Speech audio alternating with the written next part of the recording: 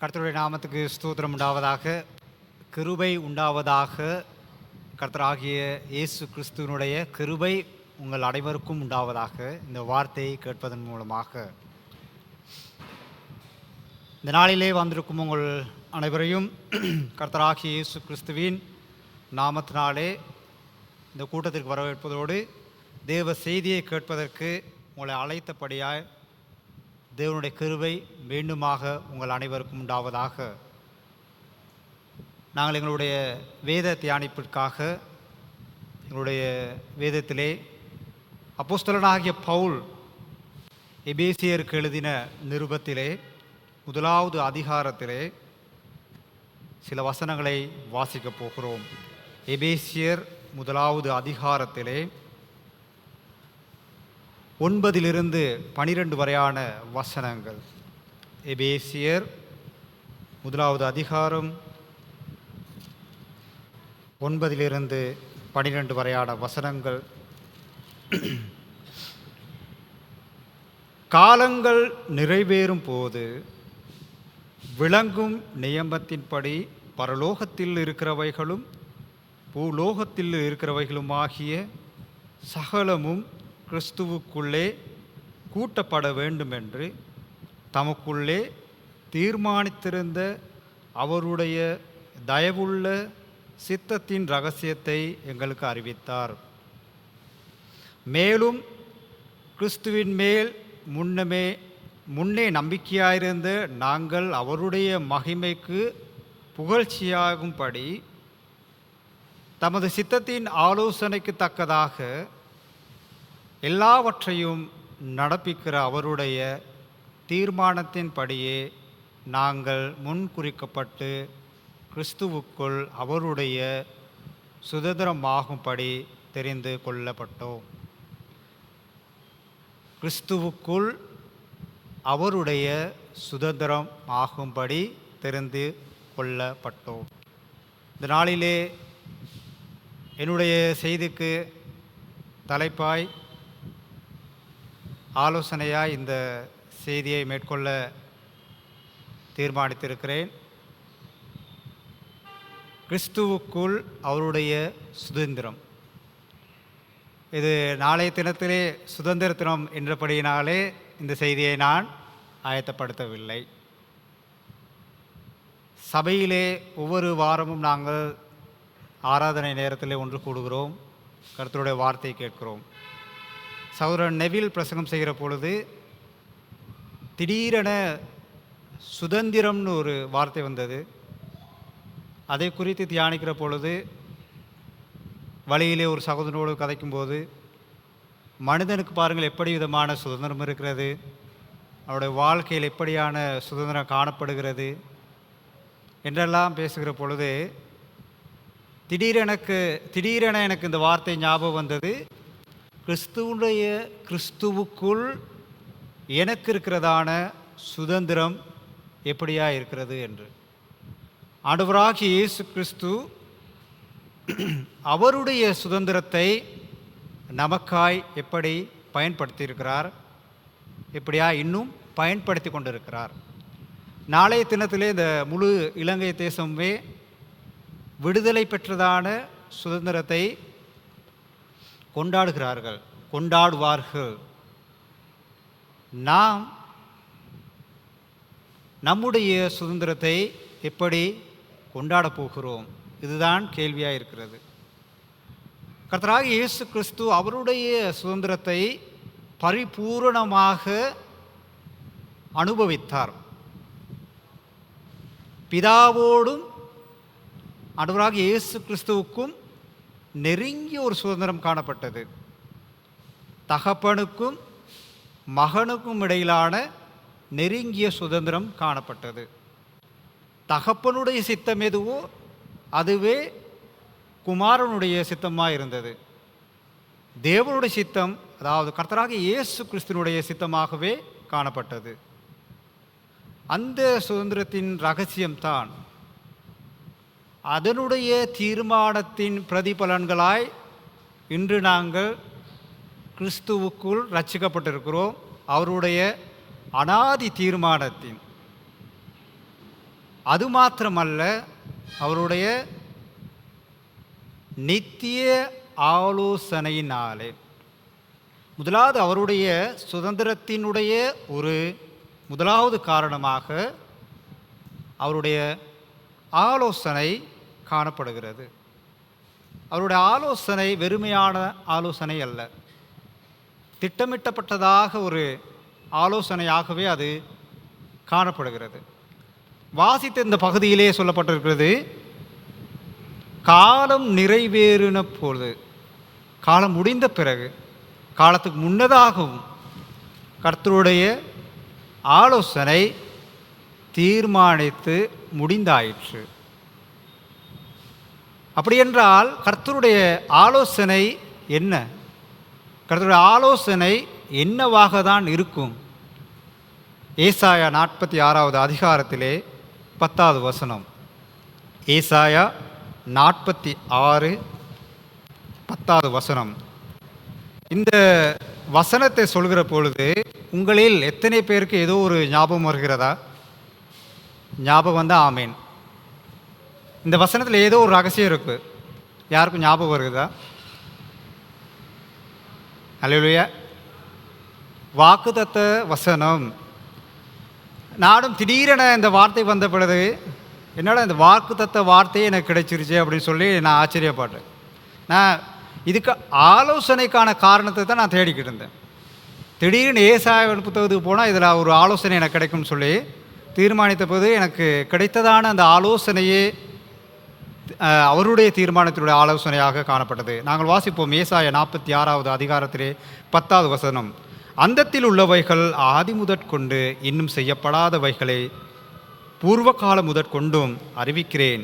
என் ஆலோசனை நிலை நிற்கும், எனக்கு சித்தமானவைகளை எல்லாம் செய்வேன் என்று சொல்லி. என் ஆலோசனைகள் நிலை நிற்கும். கர்த்தராகிய தேவனுடைய ஆலோசனை என்றென்றுக்குமே நிலை நிற்கும். மனிதன் ஒருவராலும் அந்த ஆலோசனையை மாற்றி அமைக்க முடியாது.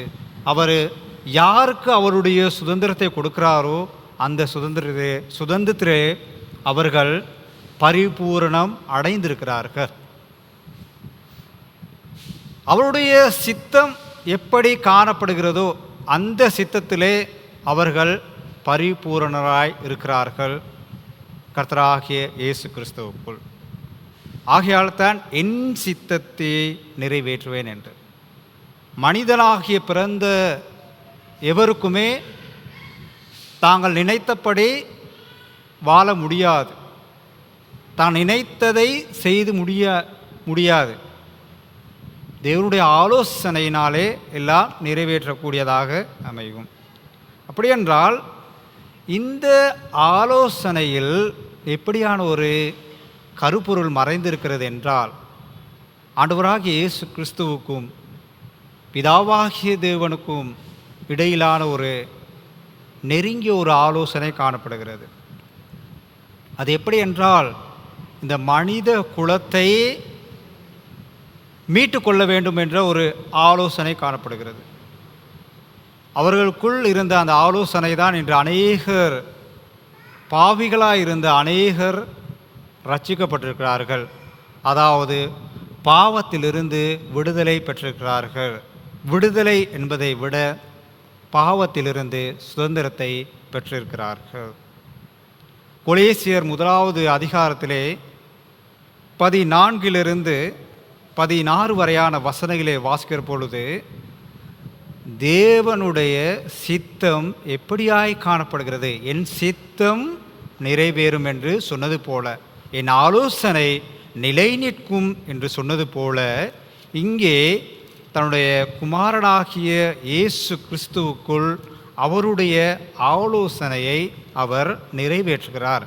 குமாரன் அந்த ஆலோசனையை நிறைவேற்றுகிறவராக காணப்படுகிறார். கொலேசியர் 1வது அதிகாரத்திலே 14வது வசனத்திலிருந்து 16 வரையான வசனங்கள். குமாரனாகிய அவருக்குள் அவருடைய இரத்தத்தினாலே பாவ மன்னிப்பாகிய மீட்பு நமக்கு உண்டாயிருக்கிறது. அவர் அதரிசனமான தேவனுடைய தற்சுரூபமும் சர்வ சிருஷ்டிக்கும் முந்தின பேருமானவர். ஏனென்றால் அவருக்குள் சகலமும் சிருஷ்டிக்கப்பட்டது. பரலோகத்தில் உள்ளவைகளும் பூலோகத்தில் உள்ளவைகளுமாகிய காணப்படுகிறவைகளும் காணப்படாதவைகளுமாகிய சகல வஸ்துக்களும் சிங்காசனங்களானாலும் கர்த்தத்துவங்களானாலும் துரைத்தனங்களானாலும் அதிகாரங்களானாலும் சகலமும் அவரை கொண்டு அவருக்கென்று சிருஷ்டிக்கப்பட்டிருக்கிறது. இதுதான் பிதாவினுடைய ஒரு ஆலோசனையாய் காணப்படுகிறது. இதிலே 16வது வசனத்தை பார்த்தோமானால், துரைத்தனங்களானாலும் சிங்காசனங்களானாலும்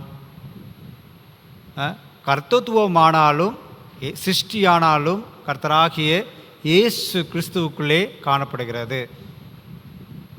கர்த்தராகிய இயேசு கிறிஸ்துவின் மூலம்தான் இந்த உலகமே தோற்றுவிக்கப்பட்டது, இந்த உலகமே படைக்கப்பட்டது.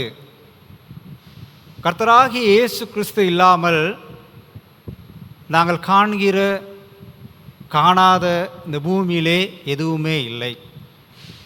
கர்த்தராகிய இயேசு கிறிஸ்து மூல காரணராய் இருக்கிறார் இந்த உலக தோற்றத்திற்காக.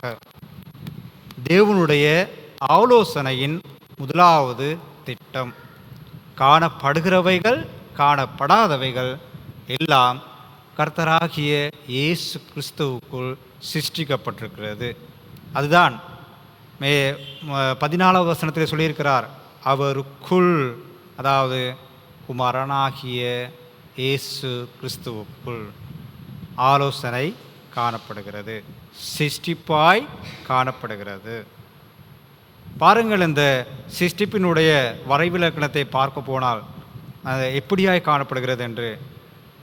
உபாகமம் 10வது அதிகாரத்திலே 14வது வசனம் இப்படியாய் சொல்லப்படுகிறது. உபாகமம் 10வது அதிகாரத்திலே 14வது வசனம், இதோ வானங்களும் வானாதி வானங்களும் பூமியும் அதிலுள்ள யாவும் தேவனாகிய கர்த்தருடையது. பூமியானது எல்லாம் கர்த்தருடையது. சங்கீத புத்தகத்திலே பூமியும் அதன் நிறைவும் கர்த்தருடையது என்று சொல்லப்பட்டிருக்கிறது. அப்போ எல்லாமே கர்த்தருடையதாக இருக்கிறது. கர்த்தராகிய இயேசு கிறிஸ்துவும் பிதாவின் உடையவராய் இருக்கிறார். பிதாவின் உடையவராய் இருக்கிற கர்த்தராகிய இயேசு கிறிஸ்து தான் எங்களுடைய ரட்சிப்புக்கு மூல காரணராய், தேவனுடைய ஆலோசனைக்கு மூல காரணராய் இருக்கிறார். ஆகையால் கிறிஸ்துவுக்குள் எல்லா சுதந்திரம் கொடுக்கப்பட்டிருக்கிறபடியினாலே அவர் ஒரு தீர்மானத்தை எடுக்கிறார். இந்த தீர்மானம்தான் யோவான் 16வது அதிகாரத்திலே 15வது வசனமாக காணப்படுகிறது. யோவான் 16:15, பிதாவினுடையவைகள் யாவும் என்னுடையவைகள், அதனாலே அவர் என்னுடையதில் எடுத்து உங்களுக்கு அறிவிப்பார். எவ்வளோ அருமையான வார்த்தை அன்பார்ந்த சகோதர சகோதரிகளே! பிதாவினுடையவைகள் என்னுடையவைகள். பிதாவுக்கு யார் மீது சித்தமாக இருக்கிறாரோ அவர் குமாரனுடைய சொந்தக்காரராக இருக்கிறார். இன்று வெறுமையாக மனிதன் ஒருவன் வந்துவிட முடியாது. தேவனுடைய ஆலோசனை, தேவனுடைய சித்தம் காணப்பட வேண்டும், குமாரனுக்குள் காணப்பட வேண்டும். ஆலோசனையில் நாங்கள் அநேக காரியங்களை சொல்லியிருந்தேன். சிருஷ்டிப்பை பற்றி சொல்லியிருந்தார், துரைத்தனம், சிங்காசனம் எல்லாமே குமாரனுக்குள் இருக்கிறது. ஆகையால் இந்த குமாரனுக்குள் நாங்களும் இணைந்து கொள்வதற்காக பிதாவினுடையவைகள் எவைகளோ அதுவே என்னுடையவைகள் என்று கர்த்தராகிய இயேசு கிறிஸ்து சொல்கிறார். அப்படியென்றால் பிதா செய்கிறதான காரணத்தை பாருங்கள். ரோமர் 8வது அதிகாரத்திலே 29வது வசனம். ரோமர் 8வது அதிகாரத்திலே 29வது வசனம். தம்முடைய குமாரன் அநேக சகோதரருக்குள்ளே முதற் பேரனராய் இருக்கும் பொருட்டு தேவன் எவர்களை முன்குறித்தாரோ அவர்களை தமது குமாரனுடைய சாயலுக்கு ஒப்பாய் இருப்பதற்கு முன் குறித்திருக்கிறார். எவர்களை முன் குறித்தாரோ, அதாவது பிதாவினுடைய சித்தமாக இருக்கிறது. எவர்களை முன் குறித்தாரோ அவர்களை தீர்மானித்திருக்கிறார் குமாரனுடைய சாயலுக்காக. கர்த்தராகிய இயேசு கிறிஸ்துவுக்குள் இருக்கிற சுதந்திரத்தை இன்று நீங்கள் பெற்றுக்கொண்டீர்களா? இதுதான் கேள்வியாக இருக்கிறது. தேவனுடைய ஆலோசனை நிலைநிற்க குமாரன் பிதாவினுடையவைகள் எல்லாம் என்னுடையவைகள், இதுதான் செய்தியாய் காணப்படுகிறது. பிதாவினுடையவைகள் என்னுடையவைகள் என்றால் பிதாவினுடைய குமாரன் என்னுடையவர். நான் குமாரனை பின்பற்றினால் நான் குமாரனைப் போல காணப்படணும். குமாரனுக்கு இருக்கிற சாயல் என்னில் காணப்பட வேண்டும். அதுதான் என்னுடைய பாவத்தினுடைய சுதந்திரத்தின் அடையாளமாய் இருக்கிறது. அதுதான் என்னுடைய விடுதலையாய் காணப்படுகிறது. இன்று எங்களால் சொல்ல முடியுமா? கர்த்தராகிய இயேசு கிறிஸ்து சொன்னது போல பிதாவினுடையவைகள் என்னுடையவைகள், என்னுடையவைகளிலிருந்து அவர் எடுத்து கூறுகிறார். இன்று என்னை பார்த்து சொல்ல முடியுமா? உங்களை பார்த்து சொல்ல முடியுமா? என்னுடையதிலிருந்து மற்றும் ஒருவனை கிறிஸ்துவுக்குள் பிதா கொண்டு வருகிறார், கிறிஸ்துவே கொண்டு வரப்போகிறார் என்று. அந்த சுதந்திரத்தினுடைய பங்காளர்களாய் நாம் காணப்படுகிறோமா? கிறிஸ்துவுக்குள் பிரியமாக இருக்கிறவர்களே, இது மிகவும் பாரதூரமான ஒரு காரியமாக இருக்கிறது. இந்த கேள்வியை எண்ணிலே நான் அதிகமாக கேட்டுக்கொள்ள வேண்டும். எவர்களை முன்குறித்தாரோ அவர்களை தெரிந்து கொண்டார். எவரை குமாரனுடைய சாயலுக்கு ஒப்பாய் ஏற்படுத்தினாரோ அவர்களும் குமாரனுடைய சாயலாய் இருக்கிறார்கள். இன்று நான் குமாரனுடைய சாயலாய் இருப்பதற்கு நான் என்ன செய்து கொண்டிருக்கிறேன்? நான் எப்படி பிதாவில் என்னுடைய பரிபூரணத்தை, என்னுடைய சுதந்திரத்தை நான் எப்படி மையப்படுத்தி கொண்டிருக்கிறேன்? இதுதான் என்னுடைய கேள்வியாக இருக்கிறது. பாருங்கள், உலக ரீதியாக சுதந்திரத்தை நாளை தினத்தில் கொண்டாடி கொண்டிருக்கிறார்கள். அது பெரிய ஒரு வெற்றி, ஒரு போராட்டத்தில் கிடைத்ததான ஒரு வெற்றி, ஒரு அடிமையில் இருந்ததான ஒரு வெற்றி, யாருக்குமே கொடுக்க கூடாத, கிடைக்க பெறாத ஒரு வெற்றி, அதை சுதந்திரமாக கொண்டிருக்கிறார்கள். இன்று நான் என்னுடைய சுதந்திரத்தை இப்படி நான் பயன்படுத்துகிறேனா? எனக்கு அந்த சுதந்திரம் காணப்படுகிறதா? என்னுடைய சுதந்திரத்திலே நான் அப்படி இருக்கிறேனா? என்னுடைய சுதந்திரம் எப்படி காணப்படுகிறது? உதாரணமாக நாங்கள் பார்த்தோமான அந்த இளையகுமாரனுடைய கதையிலே அவருடைய ஆஸ்தியை எடுத்துக்கொண்டு தூர தேசத்துக்கு சென்று விடுகிறான், அவனுடைய சுதந்திரத்தை அனுபவிக்கும் முகமாக. பிறகு என்ன நடக்குது? அவனுக்கு உண்டானவைகள் எல்லாவற்றையும் செலவழித்து கடைசியாக ஒரு தீர்மானம் எடுக்கிறான். எனக்குரிய சுதந்திரம் என்னுடைய தகப்பன் வீட்டில் இருக்கிறது, என் தகப்பனோடு இருக்கிறது என்னுடைய சுதந்திரம். என்னுடைய தகப்பன் வீட்டில் இருந்த அந்த சுதந்திரத்தை நான் இழந்தேன், இப்பொழுது அதை பெற்றுக்கொள்ள போகிறேன் என்று அவன் சுதந்திரத்தை இழந்த வேளையிலே எழுந்து, அந்த நேரத்தில் அவன் என்ன செய்கிறான்? உடனடியாகவே எழுந்து தன் தகப்பனிடத்திலே செல்லுகிறான். அங்கே போய் என்ன சொல்கிறான்? உமக்கு விரோதமாகவும் பரத்துக்கு விரோதமாகவும் பாவம் செய்தேன். பிதாவாகிய தேவன் சொல்கிறார், குமாரனுடைய சாயலுக்கு ஒப்பாயிருக்கிறார். எவர்களை முன்குறித்தாரோ, நாளாந்தம் என்னுடைய ஒரு படிப்பினையாக, ஒரு கேள்வியாக இருக்க வேண்டும். நான் அனுதினமும் சொல்லி கொண்டிருக்கிறேன், பரத்துக்கு விரோதமாகவும் உமக்கு விரோதமாகவும் பாவம் செய்து கொண்டிருக்கிறேன் என்று. பிதாவினுடையவைகள் என்னுடையவைகள், கர்த்தராகிய இயேசு கிறிஸ்துவானவர் என்னுடையவர், என்னாடவராகிய இயேசு கிறிஸ்து. கிறிஸ்து பெருமையாய் சொல்ல முடியாது. இது எவ்வளோ பெரிதான ஒரு ஸ்லாக்கியமாக இருக்கிறது. ஆண்டவராக இயேசு கிறிஸ்துவே சொல்கிறார், என்னுடைய பிதாவினுடைய சித்தத்தை நிறைவேற்றுவதற்கு வந்திருக்கிறேன் என்று.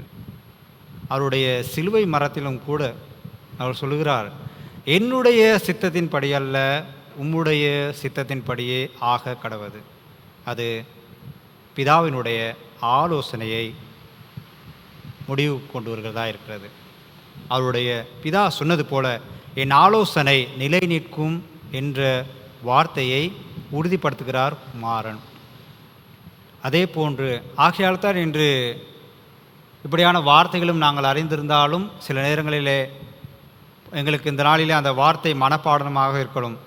யோவான் 1வது அதிகாரத்திலே 12வது வசனம், அவருடைய நாமத்தின் மேல் விசுவாசம் உள்ளவர்களாய் அவர்களை ஏற்றுக்கொண்டவர்கள் எத்தனை பேர்களோ அத்தனை பேர்களும் தேவனுடைய பிள்ளைகளாகும்படி அதிகாரம் கொடுத்தார். யோவான் 3:16, தேவன் தம்முடைய ஒரே பேரான குமாரனை விசுவாசிக்கிறவன் எவனோ அவன் கெட்டுப்போகாமல் நித்திய ஜீவனை அடையும்படிக்கு அவரை தந்தருளி இவ்வளவாய் உலகத்தில் அன்பு கூர்ந்தார். என்னுடைய கேள்வி இதாக இருக்கிறது, இப்படியான அந்த வார்த்தைகள் எனக்குள் வருகிறதா? எம் ஒவ்வொருக்கும் வருகிறதா?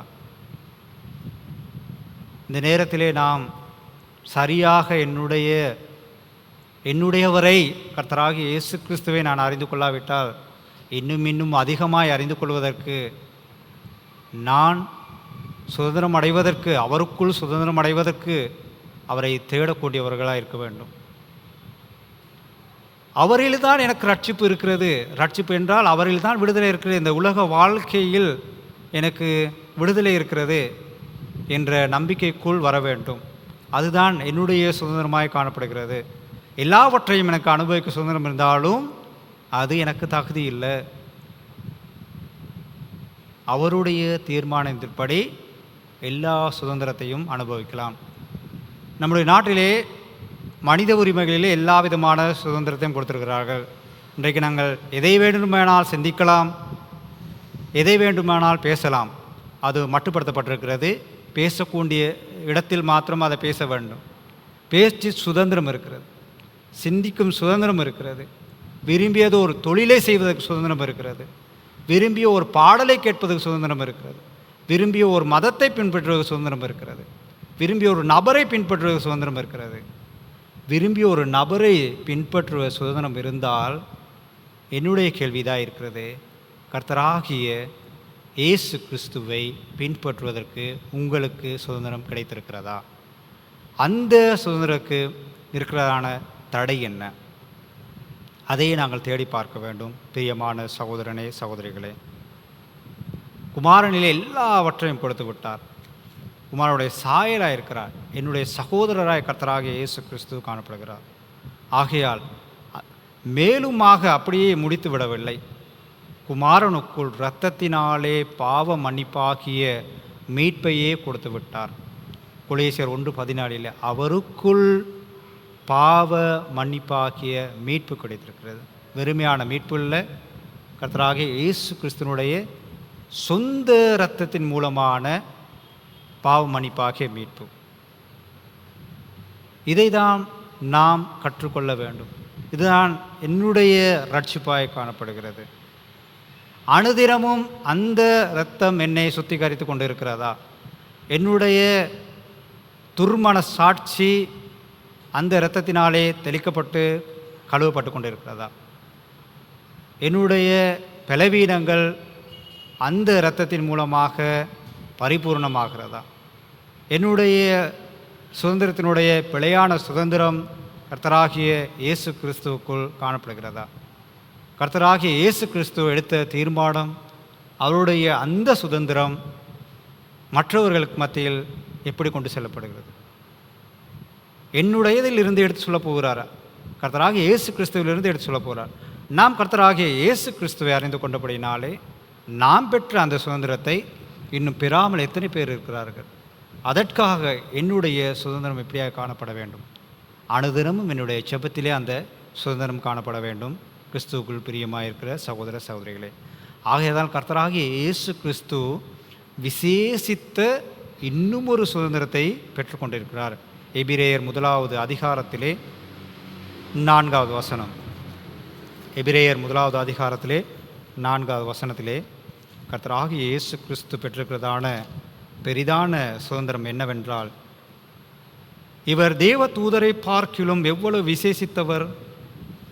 விசேஷித்த நாமத்தை சுதந்திரித்து கொண்டாரோ அவ்வளவு அதிகமாய் அவர்களிலும் மேன்மை உள்ளவர். தேவ தூதரை பார்க்கிலும் மேன்மை உள்ளவராக இருக்கிறார். அது எப்படியாய் அவர் அந்த சுதந்திரத்தை பெற்றுக்கொண்டார்? பிலிப்பியர் 2வது அதிகாரத்திலே 6லிருந்து 9 வரையான வசனங்களை பார்த்து கொண்டோமானால் அந்த சுதந்திரத்தினுடைய மகிமை காணப்படுகிறது. பிலிப்பியர் 2வது அதிகாரத்தில் 6லிருந்து 9 வரையான வசனங்கள், அவர் தேவனுடைய ரூபமாக இருந்து தேவனுக்கு சமமாக இருப்பதை கொள்ளையாடின பொருளாக எண்ணாமல் தம்மை தாமே வெறுமையாக்கி அடிமையின் ரூபமெடுத்து மனுஷர் சாயலானார். அவர் மனுஷ ரூபமாய் காணப்பட்டும் மரணப்பரியந்தம், அதாவது சிலுவையின் மரணப்பரியந்தம் கீழ்ப்படிந்தவராகி தம்மை தாமே தாழ்த்தினார்.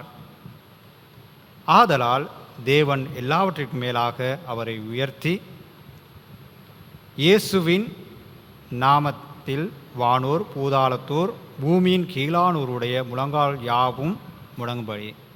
தேவனுடைய ரூபமாக இருந்தவர், தேவனுக்காக இருந்தவர், தேவனுக்குடைய சமமாக இருந்த பொழுது அவருடைய சித்தத்தை அவர் பறித்து கொள்ளவில்லை.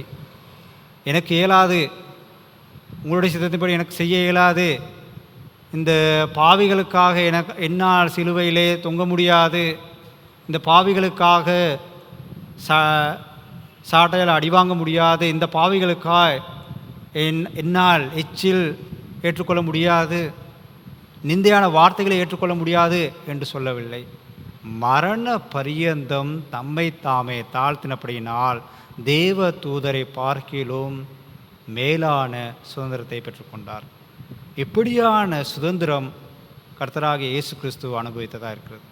இன்று என்னுடைய சுதந்திரம் எப்படியாக இருக்கிறது? கிறிஸ்துவனுடைய இயல்பை பெற்றுக்கொண்ட என்னுடைய சுதந்திரம் எப்படியாய் காணப்படுகிறது? என்னுடைய சுதந்திரத்தில் என்னுடையதில் எப்படி மற்றவர்களுக்கு போகிறது? இதுதான் கேள்வியாக இருக்கிறது. அது மாத்திரமல்லாது இன்னும் ஒரு காரணத்தை பார்த்தோமானார், ஆவியானவருடைய சுதந்திரமும் காணப்படுகிறது. பிதா, குமாரன், ஆவியானவர், இது 3 பேருமே ஒரு விதமாக செயல்படுகிறார்கள். இதுதான் தேவனுடைய பிரதான ஆலோசனையாக காணப்படுகிறது. ஆவியானவருடைய சுதந்திரத்தை பார்த்தோமானால் எபேசியர் 1வது அதிகாரத்திலே 14வது வசனத்திலே அங்கே அவருடைய சுதந்திரத்தையும் சொல்லப்பட்டிருக்கிறது. எபேசியர் 1வது அதிகாரத்திலே 14வது வசனம், அவருக்கு சொந்தமானவர்கள், அவருடைய மகிமைக்கு புகழ்ச்சியாக மீட்கப்பட்டவர்கள் என்பதற்கு ஆவியானவர் நம்முடைய சுதந்திரத்தின் ஆச்சாரமாய் இருக்கிறார். ஆச்சாரமாய் இருக்கிறார். ஆச்சாரம் என்று சொல்கிற பொழுது எனக்கு ஒரு வார்த்தை வந்தது. பொதுவாக சொல்லுவாங்க, அச்சாணி இல்லாத தேர் முச்சாணும் ஓடாது என்று. இப்போ ஒரு தேர் ஓடுவதற்கு அந்த அச்சாணி முக்கியம். அந்த அச்சாணி இல்லாட்டி அந்த தேர் ஓடாது. அச்சாணி விழுந்த பிறகு தேர் நின்றுவிடும். இப்போ ஆவியானவரும் எங்களுடைய வாழ்க்கையில் அப்படியாக இருக்கிறார். எங்களுடைய ஓட்டத்துக்கு அப்படியாய் காணப்படுகிறார். என்னுடைய ஓட்டத்தை வழிநடத்தி கொண்டு இருக்கிறவராக இருக்கிறார். ஆவியானவரும் நம்முடைய சுதந்திரத்துக்கு பாத்திரவானாய் காணப்படுகிறார். அடுத்து, நாம் பரிசுத்தவான்களாய் இருப்பதற்கு அவருடைய மகிமையாய் காணப்படுகிறது. ஆவியானவர் இருக்கிறார். அடுத்து நாம் பரிசுத்தமாகுவதனாலே கர்த்தராகிய இயேசு கிறிஸ்துவுக்கு மகிமையாய் காணப்படுகிறது. எபேசியர் 1வது அதிகாரத்திலே 18வது வசனம், தாம் நம்மை அழைத்ததினாலே நமக்கு உண்டாயிருக்க நம்பிக்கை இன்னதென்று பரிசுத்தவான்களிடத்தில் நமக்கு உண்டாயிருக்கிற சுதந்திரத்தினுடைய மகிமையின் ஐஸ்வர்யம் இன்னதென்று. இன்று அநேக பரிசுத்தவான்களாக இருக்கிறபடியினாலே கிறிஸ்துவனுடைய சுதந்திரம் காணப்படுகிறது. இத்தனை பேரை ரட்சித்திருக்கிறார் என்று, இத்தனை பேருக்காய் தன்னை சிலுவையிலே இரத்தத்தை சிந்தி அழைத்திருக்கிறார். அது வெறுமையாக இல்லை, சதா காலத்திலும் பிதாவோடு கூட பிதாவினுடைய வலது பாரஸ்தத்தில் ஆண்டவராகிய இயேசு கிறிஸ்து இருப்பது போல இன்று உங்களையும் என்னையும் கூட்டி செல்லப் போகிறார். இந்த இடத்திலே நாங்கள் ரட்சிக்கப்படாத யாரும் இருந்தால் நான் பார்க்கிறவர்கள் எல்லோரும் ரட்சிக்கப்பட்டிருக்கிறீர்கள். இணையதளத்திலே யூடியூப்பிலே பார்க்கிறவர்கள் யாரும் இருந்தால் உங்களுடைய சுதந்திரம் இப்படியாக காணப்படுகிறது. நீங்கள் அந்த இயேசு கிறிஸ்துவை ஏற்றுக்கொள்கிறீர்களா?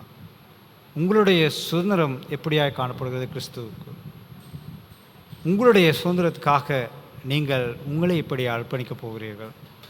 கர்த்தராகிய இயேசு கிறிஸ்துவனுடைய சுதந்திரம் மனிதனுக்காகவே காணப்பட்டது. அவருடைய ஜீவிய காலமெல்லாம் பாவிகளுடைய சுதந்திரத்தையே எதிர்பார்த்திருக்கிறார். நாம் பரிசுத்தராகும்படி அவருக்கு மகிமை கிடைக்கிறது. ஆகையால் நாம் மனம் திரும்ப வேண்டியவர்களாக இருக்கிறோம். என்னுடைய பாவத்தை அறிக்கையிட்டு, கர்த்தராகிய இயேசு கிறிஸ்து ஒருவர் இருக்கிறார், என்னுடைய சாயலுக்காய் இருக்கிறார், என்னை போன்று இருக்கிறார், பிதாவினுடைய சித்தத்தை செய்கிறது போல நானும் கர்த்தராகிய இயேசு கிறிஸ்துவனுடைய சித்தத்தை செய்யப்போகிறேன். பாவமான இந்த உலக வாழ்க்கையில் போராடுவதற்கு வேறு எந்த வழியும் இல்லை. கர்த்தராகிய இயேசு கிறிஸ்து ஒருவரே வழி. அவர் மூலம்தான் என்னுடைய சுதந்திரம் காணப்படுகிறது என்ற நிச்சயத்தில் வருவோமானால் நாம் எல்லோரும் பாவிகள் இல்லை.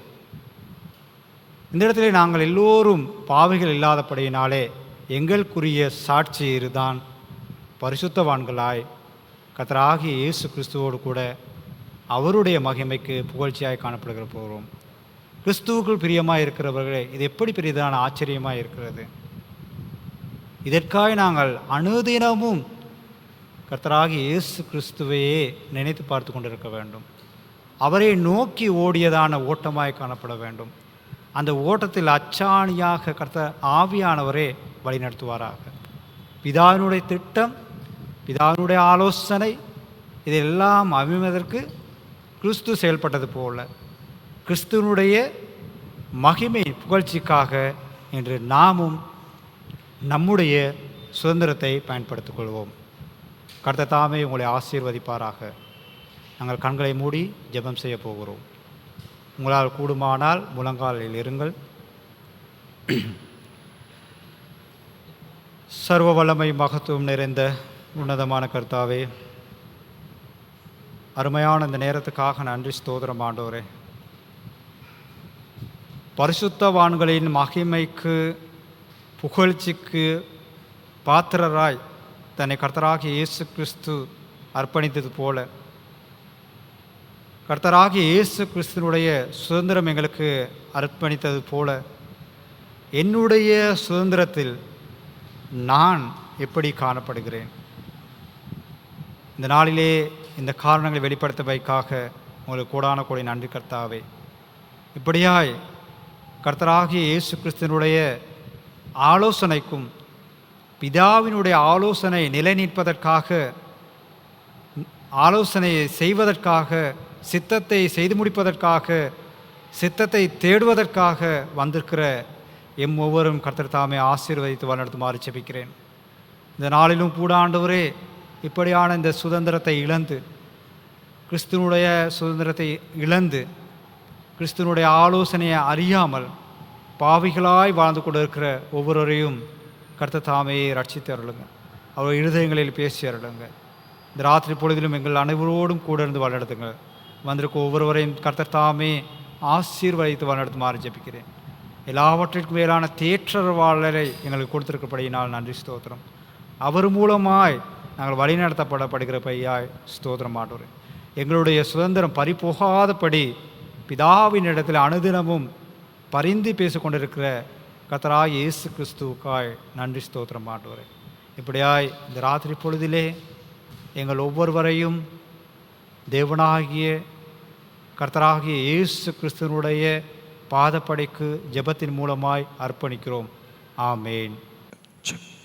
ஒரு சிறிய அறிவித்தல் இருக்கிறது. வருகிற 13ஆம் தேதி மீண்டுமாய் 17ஆம் தேதி மீண்டுமாய் ஒரு சுவிசேஷ கூட்டம் நடைபெறும். புதிதான உங்களுக்கு தெரிந்தவர்களை கூட்டி வருவதும் அல்லாமல் நம்முடைய சபையிலே தமிழ் பேசும் அநேகர் இங்கு வராமல் இருக்கிற அநேகர் இருக்கிறார்கள். அவர்களை நீங்கள் பேசும் பொழுது சரி, தொலைபேசியில் சரி தைரியப்படுத்தி அவர்கள் வருவதற்கு அவர்களுக்கு தைரியத்தை கொடுக்கும்படியாகவும், தேநீர் தயாராக இருக்கிறது, அதிலே பங்கு பெற்று செல்லும்படியாகவும் கேட்டுக்கொள்கிறோம்.